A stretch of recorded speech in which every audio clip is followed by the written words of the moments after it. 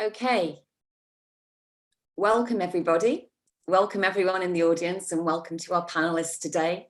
My name's Amanda Beech and I'm the Dean of the School of Critical Studies at CalArts. And I just want to thank everyone for being here today and also for you out there for tuning in for this event. And thank you most of all to Rodrigo García, without whom we would not be able to do this discussion. Thank you for joining us today to discuss your new book, A Farewell to Gabo and Mercedes. We're really pleased to welcome you to CalArts, Rodrigo, and have you with us today. So yeah, thank you. My pleasure. And before I introduce Rodrigo more formally, joining our conversation today, I'd like to introduce our three panelists. First of all, I'd like to introduce Brian Evenson. I'm sure many of you know that Brian is the author of more than a dozen books of fiction, including the story collection A Collapse of Horses with Coffee House Press, and the critical book Ed versus Yummy Fur, or What Happens When a Serial Comic Becomes a Graphic Novel, published by Uncivilized in 2014. His collection Wind Eye in 2012 and the novel Immobility in 2012 were both finalists for the Shirley Jackson Award, and his novel Last Days won the 2009 A la Russa Award. I'd like to say thank you for Brian for being with us today as one of our panelists. I'm really forward to hearing what you've got to say about Rodrigo's book as well. We also are very excited to welcome Julia Saenz Lorduy, who is a knitter, educator and writer from Bogotá, Colombia. She's currently in the second year of the MFA program in creative writing at CalArts.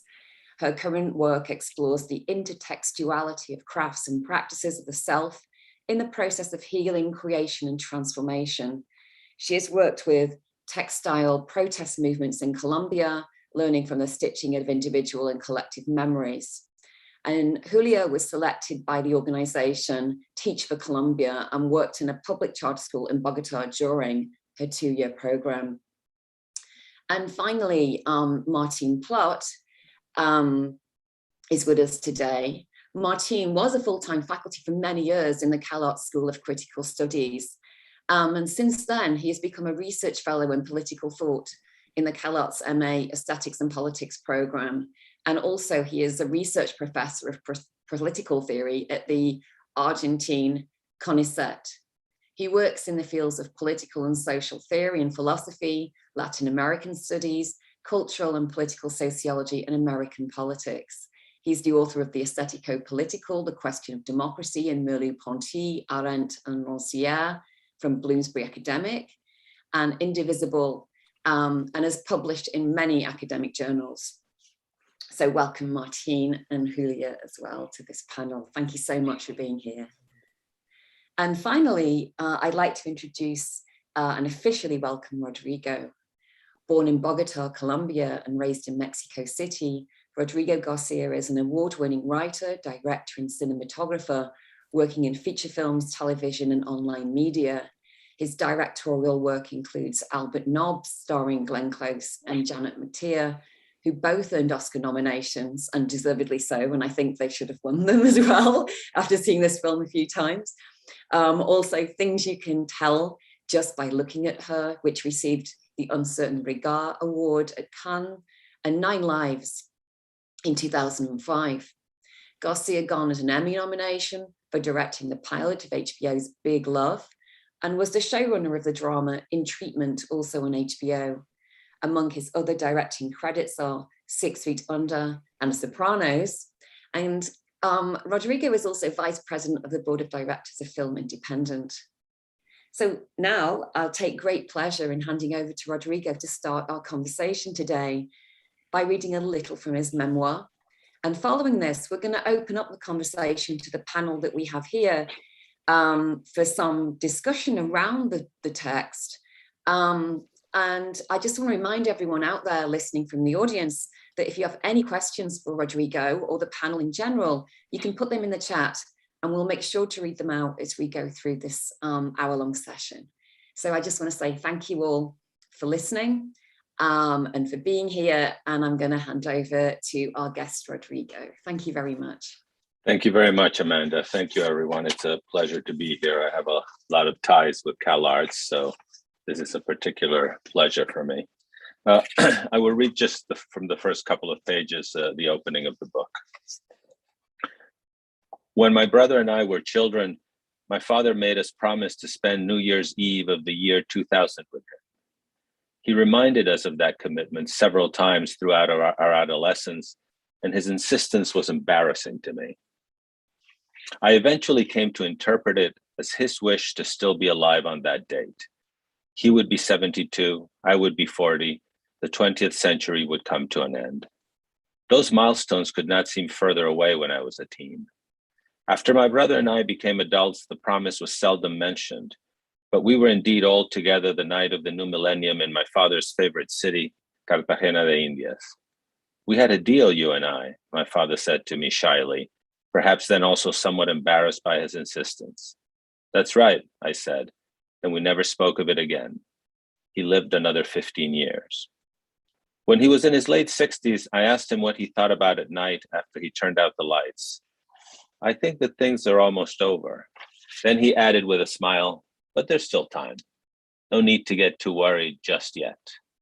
His optimism was genuine, not just an attempt to comfort me. You wake up one day and you're old, just like that, with no warning. It's stunning, he added. I heard years ago that there comes a time in the life of a writer when you are no longer able to write a long work of fiction. The head can no longer hold the vast architecture or navigate the perilous crossing of a lengthy novel. It's true, I can feel it now. So it will be shorter pieces from now on. When he was 80, I asked him what that was like. The view from 80 is astonishing, really, he said, and the end is near. Are you afraid? It makes me immensely sad. When I think back on these moments, I am genuinely moved by how forthcoming he was, especially given the cruelty of the questions.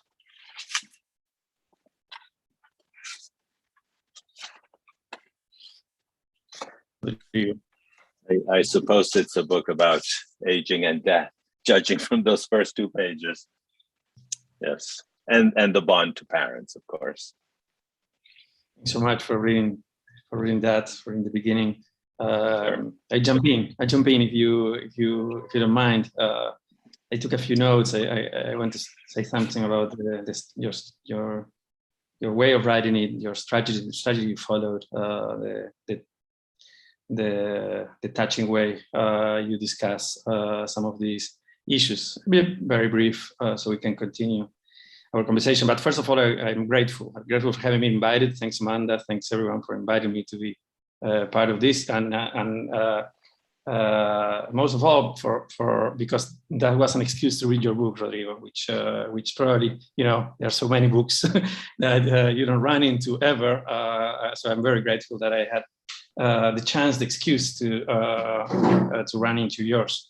A couple of pictures. First, I want to say something about Gabriel García Marquez. Just one thing, and it's about his spectacular way of showing the world-making power of literature. As some of you know, I'm a Borges scholar. Among other things, I write about the Argentine writer Borges, Jorge Borges. And he's known for investigating in his fictions the way in which they imagined, usually in the form of text, but also of dreams, and of course also of ideologies, makes itself into the real. When I was in high school, I was once invited to join an already existent soccer team. And the soccer team was called Macondo. And as you can imagine, this happened many decades ago, and I was too young to have ever read Gabriel García Marquez. So for me, Macondo was a world already before it was a part of a fiction piece. It was my world of a soccer team that I. And of course, that was the first entrance of Garcia Marquez's fictions into the reality of my life, as any Latin American can witness constantly. If we believe the title of the book, it would seem that it's addressed to Rodrigo's parents, to Gabo and Mercedes only. But I want to make the claim that that is in fact addressed to them, but also to all of us, really in a very profound way. I would say, coming mostly from the social sciences, but that's my way to land into literature. I would say that the book reads as an ethnography, and first of all because of the style. It's a very careful articulation of field notes, and you know, ethnographers take field notes, and anybody who has met an ethnographer, if not tried to be one, a little bit like myself sometimes, you would know that to be an ethnographer and to take field notes is something difficult to do. It's embarrassing. And Rodrigo uses that very word when he says what he felt, what he was taking the notes during those very devastating days. Yes. So that's testimony that it's kind of an ethnography, and it's an ethnography of a collective experience, of the collective experience of the death of a beloved one, of somebody we really love. I would say something a little bit more personal in 1 minute. But I say this in all seriousness. I just a few examples. The description of the two men from the mortuary, as Rodrigo puts it, it's 2 paragraphs, 3 paragraphs. It's a sharp description, an observation, as an ethnographer does, of a practice, of a silent practice done sometimes without any, you know, any self-reflection, but with honesty and with respect, in such a way that is described by Rodrigo beautifully. Jumping to the macro, his reflections, very brief too, on the meaning of the US and Mexico border and the US and Mexico relationship between them. The way Gabriel García Marquez experienced his life in Mexico, in Colombia, or any Latin American country, and what his life looked like in any restaurant in LA are ethnographic field notes. And one very moving to me, the notes on a failed experience of writing a film together. Ethnographers like to say that they don't study cultures, they study in cultures. And I think these notes show that Rodrigo didn't only reflect on his experience and this experience, but he studied the meaning of it for us all. And just this takes me to my personal experience, because Gabo passed away on March of 2014. And on April of 2014, I was living in LA, but I was giving a lecture in New York one day with the cell phone off. And when I turned it on after I finished giving the talk, I had many messages. And my father had passed away in Buenos Aires in the middle of the lecture, and of course I didn't know. It wasn't anticipated, and it was devastating and so unbelievably different to the experience of Rodrigo,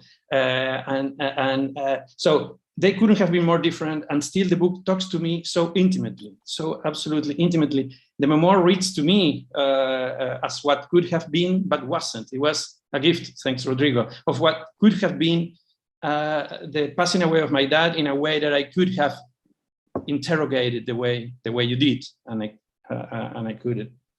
There were common ground too. The flights. I was in LA. I didn't have the passport. I couldn't even fly to Buenos Aires. And so passing, the experience of flying and the airport experience, etc., in the middle of the process.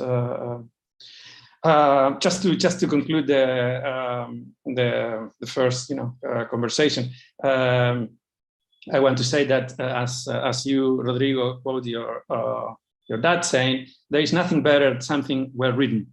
There is nothing better than that. And also you refer to Gabo's sadness, or probably he tearía, talking about this, of not being able to write about his own death. And of course, in my opinion, in my feeling of it, your book is also a gift about a book that nobody can write, but somebody can write for us.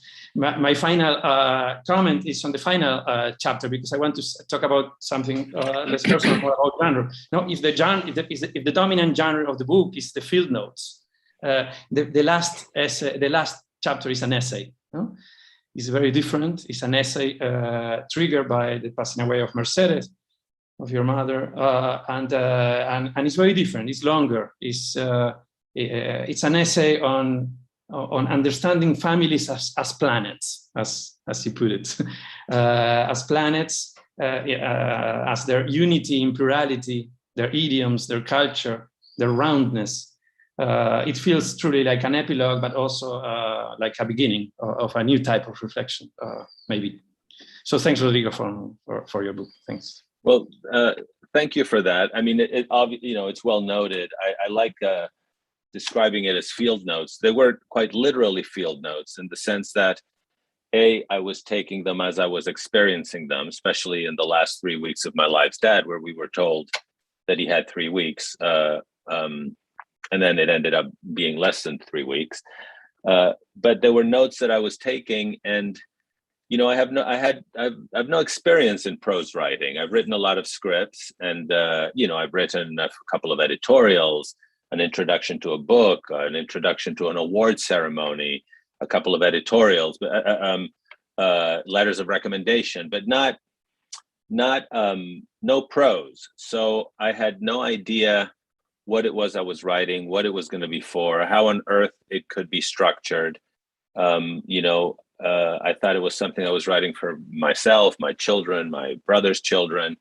And then when my dad died, I sat down and wrote it quickly, because I thought if I wait a year or two, I'm not going to do it. It's my head will be in a different space. I'm not going to want to visit that space. And for lack of knowing what it was, I wrote it in these discrete field notes, chapters that go from a page to 3-4 pages at the longest. And then I put it aside, still undecided what to do with it, and knowing that my mother would not, approve of anything being published. And I also didn't know what to do with it. It was too short to be a book, too long to be an article. But when my mom died 5 years later, that's when I saw what it was that interested me, what my theme was. The theme was the loss of both parents. And it sort of freed me from having to think about it with all the complicated feelings and the guilt that comes with feeling that I was writing a book about the death of the famous author. Of course, it is that also, but for to my satisfaction, I saw, okay, this is a letter to both parents when the second parent passes, and hence the last chapter is mostly about her, and it is a portrait, an essay, or what they sometimes call an appreciation. So yes, thank you for that, and thank you for your other comments on the book.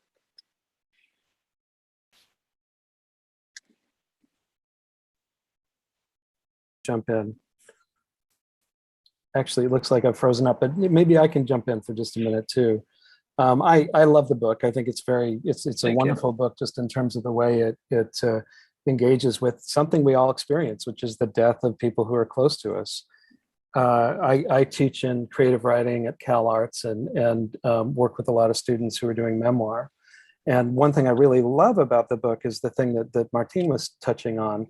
I would almost call them more prose poems than field notes, or there's some kind of combination. So very short sections that are often quite lyrical, and that you can kind of go into and say something, often something very small, and then jump out again.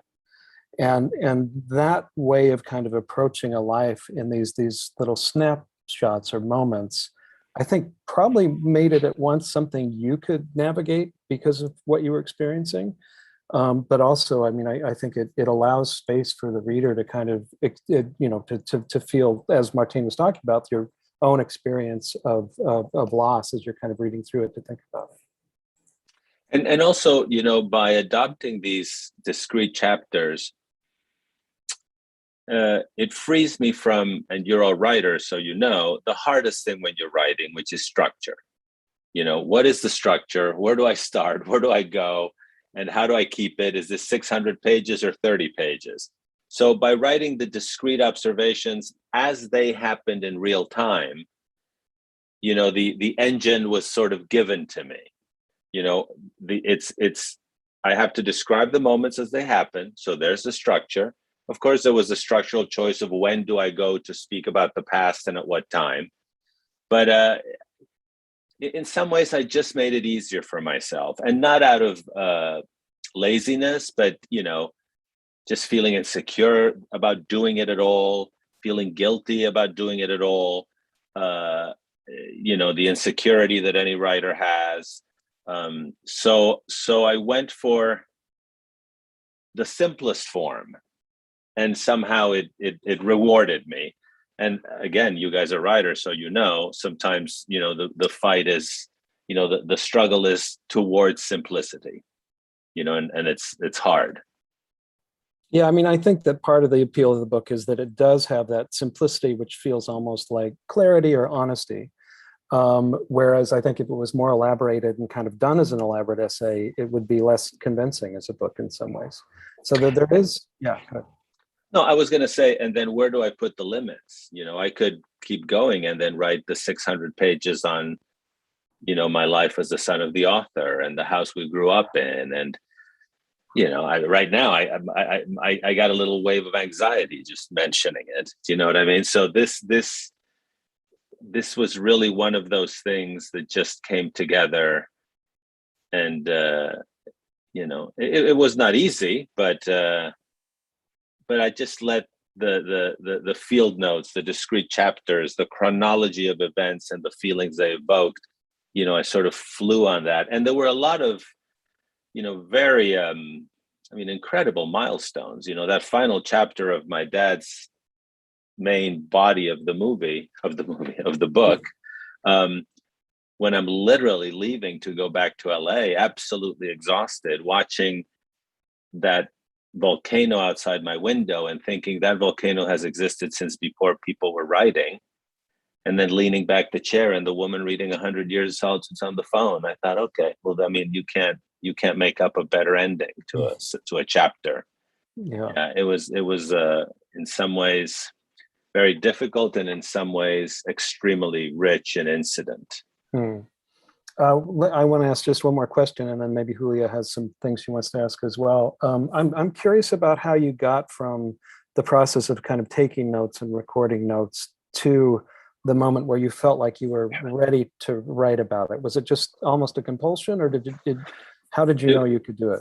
It was a compulsion. I started writing, you know, a day or two after I got back, you know, a day or two after I was sitting in the airplane with that woman reading 100 Years. I just knew I wasn't going to be able to come back to it. And I just said, okay, just start writing from the beginning. You know, it took me a couple of days to think. I had already thought, where should I even start?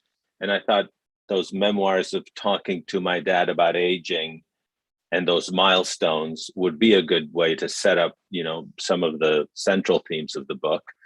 And then after that, I picked up quite literally, you know, I get the phone call. My mother says my dad's not okay. And then we follow, you know, the bouncing ball of the medicine, the diagnosis, the lack of diagnosis.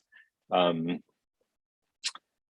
then, you know, my writer's instinct, even as a screenwriter, kicks in, and I knew, okay, this has to be peppered with something else. It can't just be the dying man. So I thought, okay, let's go back and talk about, you know, things from our past and the upbringing. And, you know, that was a narrow window because some of it's been written about elsewhere by biographers or by my dad himself or mentioned in interviews. And other stuff I don't want to include because I don't want it to be some kind of, you know, tell-all, though there's not that much, you know, salacious stuff. So I was always looking for those. But to answer your question, I had to sit down and write it right away, or I knew I would never come back to it. I just had to unload. And one of the reasons I wrote it in English was because most of my writing has been in English. And so, you know, if I'd written it in Spanish, I would have been very bogged down by the style and the tone, and my written Spanish, compared to my father's, and whereas in English, I just write it as it comes to me. But anyway, to answer your question, if I can say something about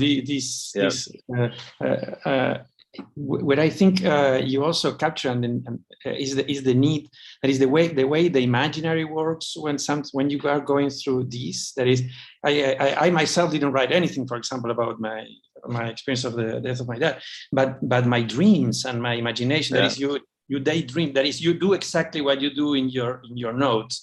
That is, your mind is constantly going back to different times, different places, coming back to the present.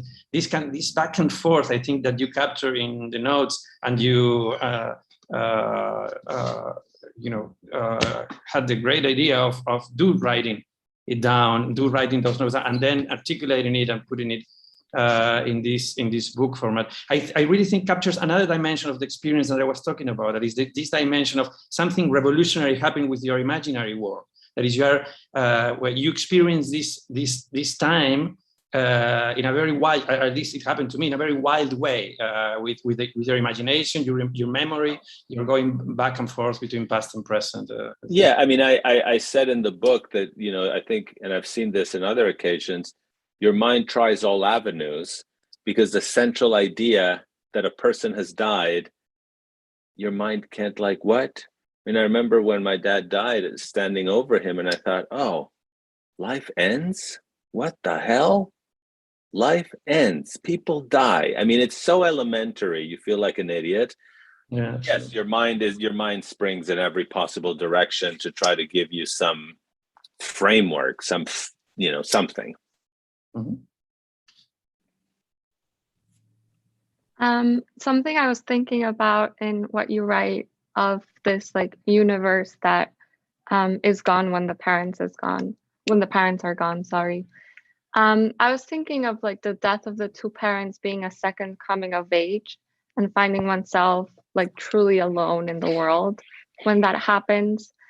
There's this image of you looking in the mirror and they're looking back at you, which I feel like the cover of the book does a lot of justice to that. Exactly. Yeah. So my question, it's like a present absence and an absent present. My question is, how do we carry our ancestors, including parents' universe, through memory or craft? And how can we approach the unknown of this universe, like the life parents had before us, after they're gone? I mean, I am not a religious person, but the more people that have died, the more I feel that the dead are not dead. It's very hard to explain. I'm not saying that they appear or that I communicate with them, but the presences are incredibly powerful. And I think especially as you get older, I mean, I don't want to be presumptuous, but you're obviously a younger person than I am.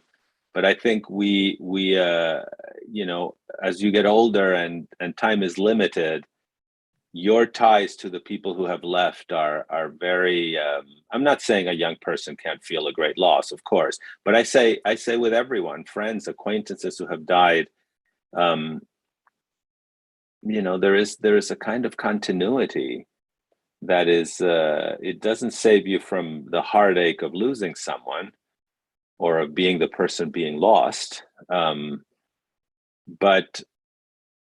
yeah, I think I'm old enough, and my parents had a last years where their frailty, especially my dad with his loss of memory, that we all lived long enough that my brother and I became the parents.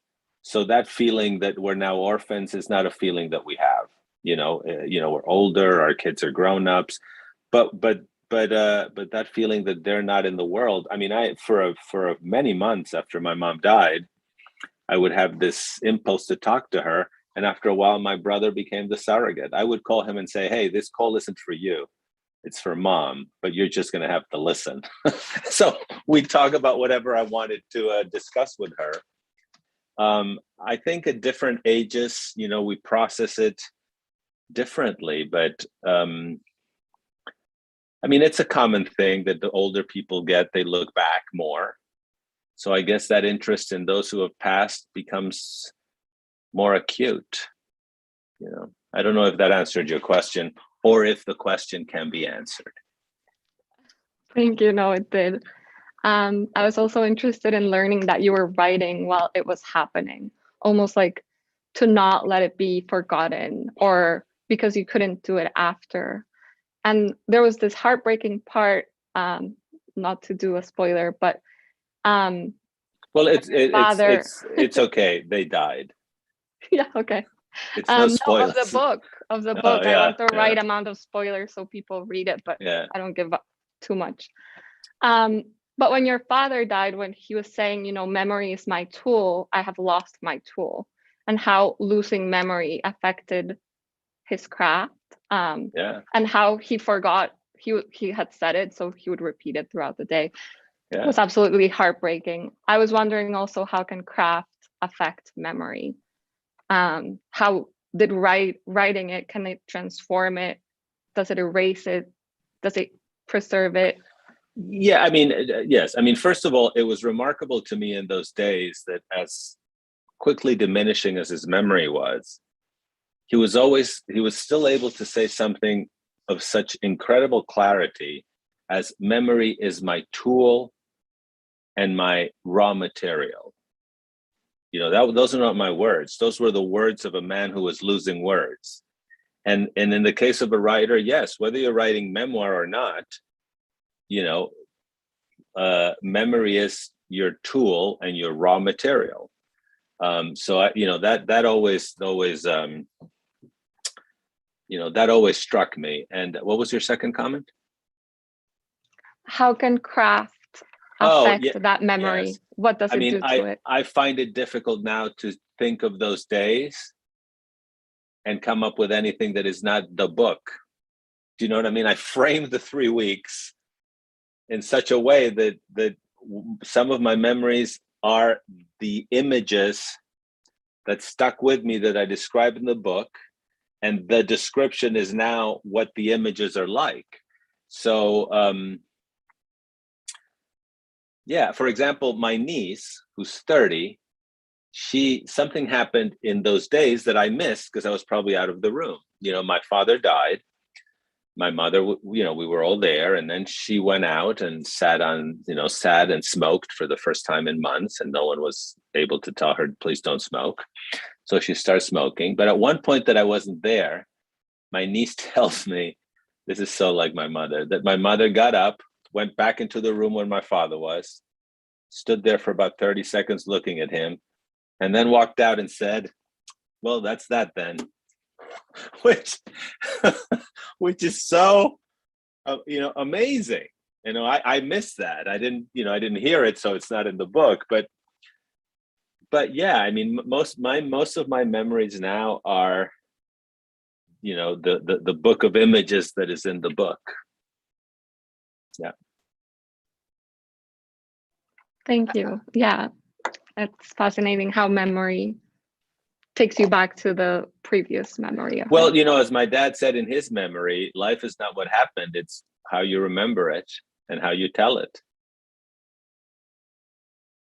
I wonder if I can just jump in, if that's okay, because I couldn't help but think about these aspects of the book as well when I was reading it.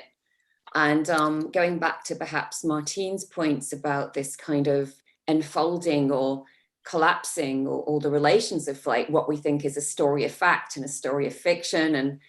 And when you were just saying that, you know, it's a memory, you know, writing a memory is story making, whether that memory was of an experience that was dreamt or a memory of something that happened in the real world. And I guess when I read this book quite a while ago, and I deliberately didn't go back to it because I wanted to remember what I remembered from reading it, you know, and it was really fascinating to me that certain images stayed with me and still stay with me from reading this text. And there's amazing spaces that I think you conjure that are very light, like literally feeling filled with light when I imagine like reading the book again. open spaces of say possibility, and also I have this really kind of feeling of like dissonance in my memories, because having read many of your father's works in my youth, you know, like that go back to my youth as well, that connect with me being young. When I was recollecting reading your book, I was thinking, did that happen in your book, or was it in your father's book? Yeah. Really, really lovely thing to think for me, that there was this kind of imbrication of layers of fiction that not only were you conjuring in your work from the, say, the ethnographic condition, but the spaces that you opened up by allowing different fictions to come inside that space. And then also how that kind of was embroiled within the work of another author that we've all had experiences with. So it really, when Martín was talking about this, it really struck me, because I had a maybe a different experience, but a very similar one, like a parallel one to what Martín was describing. And then just finally, it reminded me in many ways of maybe things you've done in your movie making, where I think, you know, for example, I just read out that you made the film Albert Knox, and that film is historiographic in so many ways. It's in a time and a space. It's very particular, very well researched in all its conditions. And the characters have imaginations. And you allow us to see their inner world and another level of the fiction of those spaces. So yeah, I don't really have a question, Rodrigo, but I just wanted to say that it struck me so much how these levels of the fictive operate in both your film work and in this text as well. Well, that's part of the spirit. You know, it was very hard to separate my dad from his work and from his creation. And that is one of the origins of that idea that I had of separating the 5 sections by 5 sections from his book that dealt with death. And you know, I might have mentioned it in the book, but you know, I think it's not unusual, you know, to hear say that many writers, particularly writers of fiction, are obsessed with death.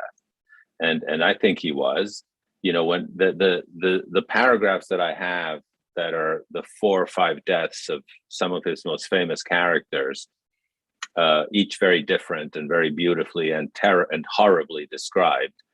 I mean, horrible in their intensity. You know, I remembered those off the top of my head. You know, I didn't need to go searching for them. I knew it was going to be, you know, the death of the dictator and the autumn of the patriarch, the death of the colonel in 100 Years, the death of Death Foretold, and then of course the death of Ursula, which is the one that you know, coincides with the dead bird. But I thought I needed that. I needed to do those connections to how he had dealt with the end of life with some of his bigger characters.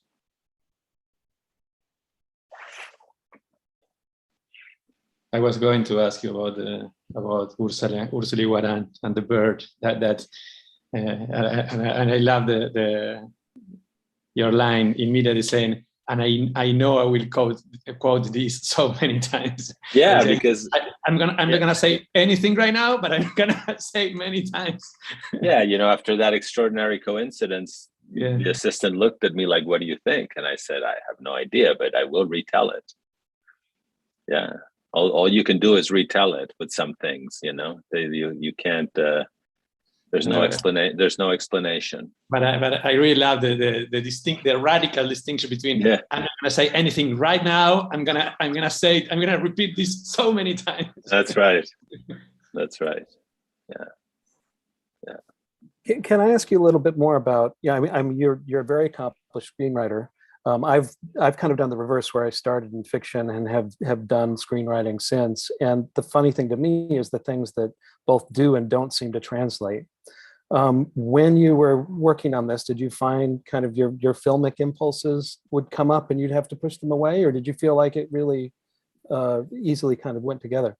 No, I leaned into them in the sense that you know, in the script, you're always thinking, I'm sure in the novel and the theater it's right, but my only reference is to the screenplay is how can it be shorter? How can it be more concise? How can one image be stronger than a whole description? You know, so a lot of the things in the book are images. You know,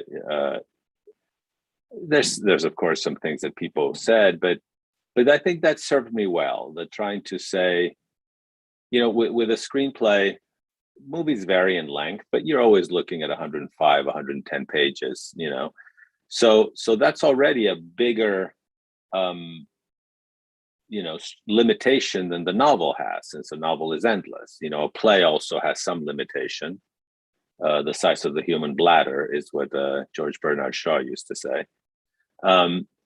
But yeah, it served me well just to keep it specific, show it rather than say it, you know, keep the scenes short, and it's built on scenes. Now that we think about it, you know, what you called field notes, what you called, you know, these lyrical, you know, they're scenes. And so that served me well. I think that's really how I know how to write. Yeah. Well, it's interesting too, for me, because you have these kind of imagistic scenes and they're followed by images at the end of the book, which, you know, many books would kind of intersperse those. So you'd have, you know, a piece of prose and then an image and vice versa. But your images actually come after the acknowledgments for the book, so they're kind of outside of it. The idea of putting pictures was Luis Palomares, who his mom, Carmen Balcells, was my dad's agent for, you know, 50 plus years, and now he represents the estate. So in some ways, he is our agent now, my brother and mine. So, but he was always very enthusiastic about the book, but it was his idea. He said, you should put together a kind of family album to go here. But he did say, I think it should go at the end. You know, the text should be what it is, not distract you from anything, and have a family album at the end. And I think it was a good idea, but it was his. Yeah. I agree. I mean, I think it's better than if it was mixed in kind of along the way. Yeah. Well, because the book is told in a kind of past present, you know, all the stuff about my dad is told in present tense. And then the essay about my mom is told in all tenses. I mean, not in all tenses, but in all time periods. So yes, I think it would have woken us up from the present spell of seeing, you know, that the process of my father's final days. It would have taken us out to it to see the family album, you know, spread out throughout the book. Mm-hmm.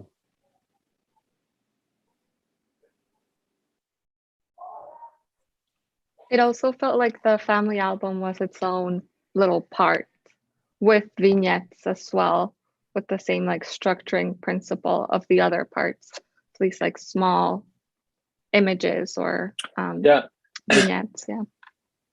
Yeah, and there were, you know, it's funny because I sent pictures to the editors, and there are some pictures that are in the English edition that are not in the Spanish, and one in the Spanish, and one or two in the Spanish that are not in the English, that I thought were also very telling of the audience and the culture that they were directed to. For example, in the Spanish book, in the Spanish edition, I actually have that picture that I took at the funeral home of the yellow roses on my father's body. You know, I describe in the book that I took a picture of him and immediately felt ashamed and regretful and erased that. But I did take pictures of the roses on his abdomen. And those did not appear in the English edition. I didn't ask. I didn't know whether they thought it was in bad taste or too racy or too whatever, too private. Yeah, perhaps I didn't ask, so I didn't have to hear that it was in bad taste. But yes, there was some cultural, you know, both cultures, you know, showed themselves a little bit by the pictures they chose. Did you translate the book into Spanish yourself? That was my intention. That was my intention. And I must have done like 5 or 6 pages, and I just didn't have the strength for it to, you know, first of all, it's not really translating because Spanish is my mother tongue. So it was going to be like writing. I really had to write the thing again. And I couldn't put myself through the emotional journey again. So a translator in Barcelona, did it. And she did a very good job. But still, when she sent it to me, it was inevitable, because Spanish is my mother tongue, to sort of get in there and tweak it a little so that some things would sound more like my voice. So I can't really say I made corrections, because she did a very good job, but I did tweak it a little so that I could recognize my own voice in it. But yeah, I did not. And, there's the whole guilt that comes with that, but I just couldn't bear it to write it again. I was going to ask you that question because of that experience, is that you can never just translate yourself. When you go from your second language to your mother tongue, you just have to rewrite everything. You just have to rewrite it. Yeah, I thought, it's going to be so easy to translate, and then I realized, my God, every picking of an adjective is going to be agony here. Yeah, I can see. Yeah. I have a question from the audience, if you don't mind. Sure. Great. It's from Rosario Carrillo, who I'm going to read this out. And if you don't get it, I'm happy to read it again. Okay. First of all, Rodrigo, congratulations for your courage and creativity in writing such a precious piece. My mum and I truly appreciate you for sharing a peek into your intimate familial moments. The book seems phenomenological in the sense that it appears to be a close look at a particular space-time juncture in the life cycle of a specific social unit, a notable nuclear family. Would you talk a little about your balance in capturing what was said, what was done, and what was left unsaid and undone?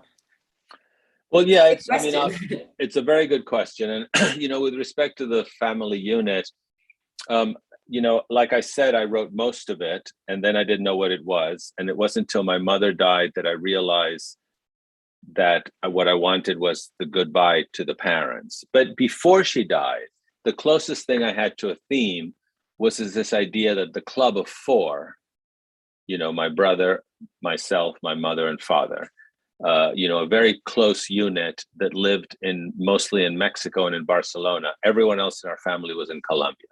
So we felt very much like a club of four. And my father's death was the death of one of the founding members. That's what was tough. But that idea of the unit is central to it. What didn't I include? Yeah, there's always stuff.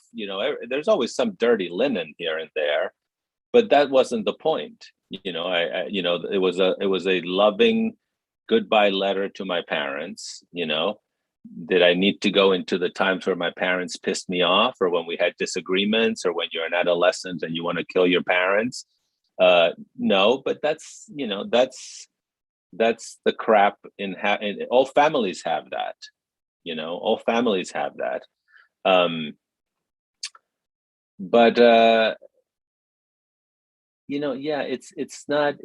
It's an appreciation for the good. Another thing that I think happens, going back to what Julia was at, we were talking about the loss of people, and then I went into things happen at a certain age.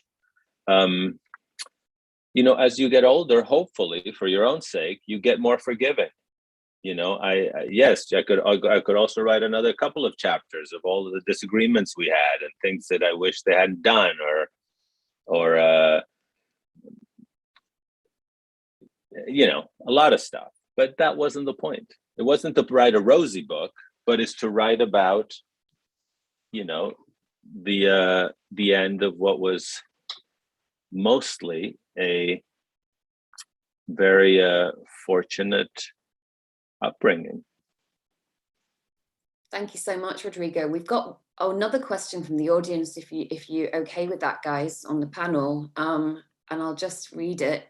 It's from Kenneth Reviers, and they say, the book centers you and features Colombians and Colombian diasporic experience, as opposed to the incredible film roles you've written for white women, for example.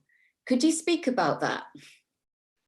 I've written for what? For white women? White women, yes, it says, yeah.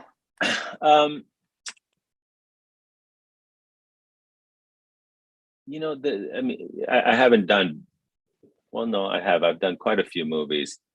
You know, when I first came to Los Angeles, I liked, you know, I enjoyed writing about women. I'm interested in them, and, you know, they're obviously, everyone is a universe. But people sometimes forget that for me, you know, white people are the other, and that was interesting for me. They're not the other, they're people.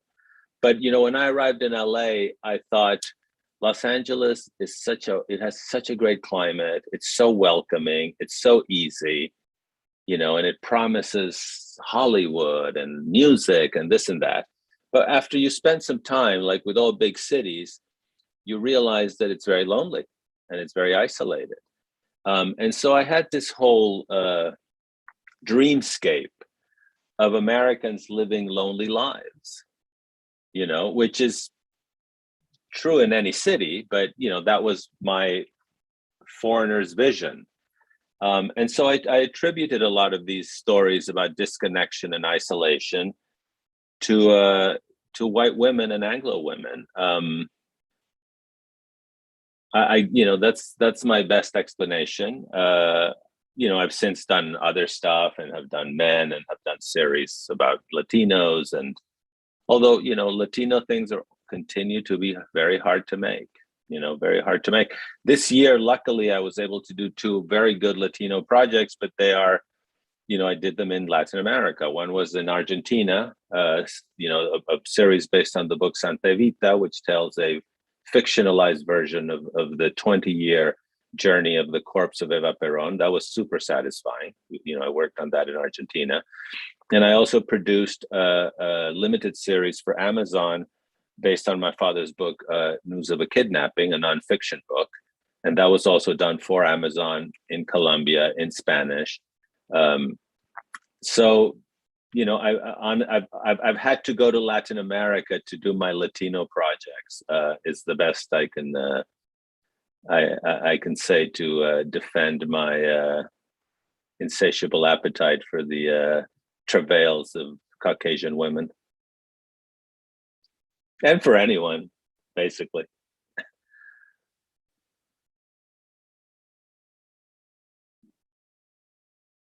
Thanks so much, Rodrigo. Any final thoughts from our panel today before we close the session?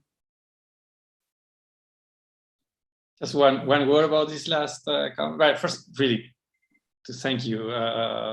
Thank you, Rodrigo, guys, again, and for the opportunity to be here. But your last reflection about being a Latin American and addressing the Latino question in America and how difficult it is. I think that's a very interesting. Yeah, you know, I think you know, as Latinos in Latin America, I'm speaking for myself, but you know, sometimes you envy the block that are African Americans, Asian Americans. Of course, you know, African Americans is a whole bunch of people, but they share, you know, a common history that is very much more common than the one Latin Americans share.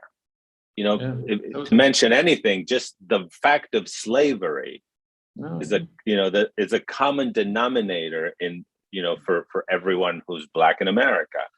Whereas Latin Americans, they're everything, you know, from Colombian Jews to Argentinians to you know, Black Cubans and Dominicans and you know, Native American or Mestizo Mexicans. It's, you know, it's a big, obviously united by culture, united, you know, with the exception of Brazil, by language, but it is a big, large hodgepodge of a group, you know, very much influenced culturally by, you know, Cuba and South America in the East and by Mexico in the West.